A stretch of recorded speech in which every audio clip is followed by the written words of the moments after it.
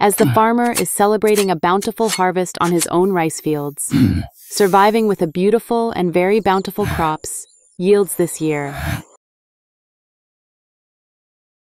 Pagkatapos ng anihan, inilatag ng pamilya ni Mang Tonyo ang inani nilang palay sa banig, sa ilalim ng init ng araw. Ito ay isang mahirap, ngunit mahalagang proseso para matuyo ang bigas bago ibenta. All my hard work, and this is all I get. How will I feed my family? Yan ang problemang hinaharap ngayon ni Mang Tonyo dahil sa baba ng bili sa palay. Buti na lang at natuklasan niya na pwede pala itong gawing bigas. Sa Sato Rice Mill, may bigas ka na may darak ka pa na pwedeng ibenta.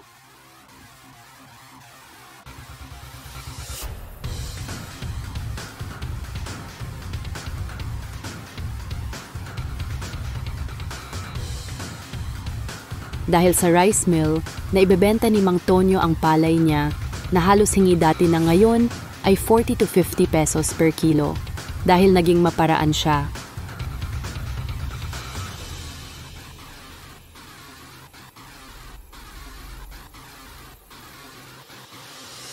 Affordable rice milling na available lamang sa R&J Agri-Trading, located at San Miguel, Namunti, Talavera, Nueva Ecija.